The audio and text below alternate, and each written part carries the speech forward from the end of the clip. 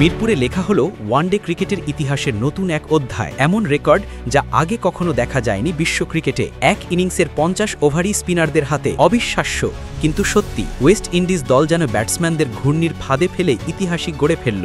একদিকে ঘূর্ণি, অন্যদিকে হতভম্ব ব্যাটাররা। মিরপুরের কালো উইকেটে দাঁড়িয়ে জন্ম নিল এক বিরল বিশ্ব রেকর্ড। কিভাবে এই অনন্য কীর্তি গড়ল ক্যারিবীয়রা, সেই রোমাঞ্চকর গল্পটাই জানুন আজকের এই প্রতিবেদনে।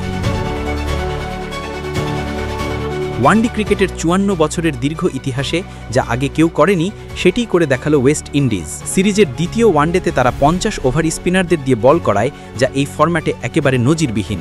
ঘটনাটি ঘটেছে ঢাকার মিরপুর শেরে ই বাংলা স্টেডিয়ামে, যেখানে স্পিন স্বর্গের মতো উইকেটে ব্যাটসম্যানদের হাঁসফাঁস করিয়ে দিল ক্যারিবীয়রা। প্রথম ওয়ানডের পরই ওয়েস্ট ইন্ডিজ বুঝে নিয়েছিল এই উইকেটে স্পিনই হতে পারে একমাত্র অস্ত্র। তাই দ্বিতীয় ম্যাচের আগেই উড়িয়ে আনা হয় স্পিন বিশেষজ্ঞ আকিল হোসেনকে। শুধু তাই নয়, ইনিংসের শুরুতেই দুটি স্পিনার দিয়ে আক্রমণ শুরু করে দলটি, যা তাদের ওয়ানডে ইতিহাসে প্রথমবারের মতো দেখা গেল। তারপর থেকে যা ঘটল তা ক্রিকেট ইতিহাসের পাতায় অমর হয়ে থাকবে। শেষ পর্যন্ত পুরো 50 ওভারই স্পিন বোলারদের হাতে তুলে দিল ওয়েস্ট ইন্ডিজ। ওয়ানডেতে এর আগে এক ইনিংসে সর্বোচ্চ স্পিন বোলিংয়ের রেকর্ড ছিল 44 ওভার, যা শ্রীলঙ্কা করেছে 3 বার, ওমান একবার 43.3 ওভার এবং আরও 5 বার 43 ওভারের বেশি করেছে শ্রীলঙ্কা। কিন্তু এবার সেই সব রেকর্ড ভেঙে নতুন মাইল ফলক ছুঁল ক্যারিবীয়রা। এই ম্যাচে তারা ব্যবহার করেছে 5 জন স্পিনারকে, যার মধ্যে 4 জন ছিলেন নিয়মিত বোলার, আর সবচেয়ে চমক পার্ট টাইম স্পিনার আলিক আথানেজ। তিনিও করেছেন পূর্ণ 10 ওভার বোলিং, যেখানে দিয়েছেন মাত্র 14 রান ও নিয়েছেন 1 উইকেট।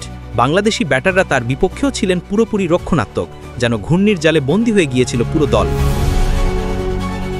স্পিনের এমন মহিমা হয়তো আরও একবার প্রমাণ করে দিল মিরপুরের কালো উইকেটে জয় পেতে হলে চাই ঘূর্ণির জাদু। এবং সেই জাদুতে এবার ওয়েস্ট ইন্ডিজ শুধু ম্যাচ নয়, গড়েছে ওয়ানডে ইতিহাসের সবচেয়ে বড় স্পিনিং রেকর্ড।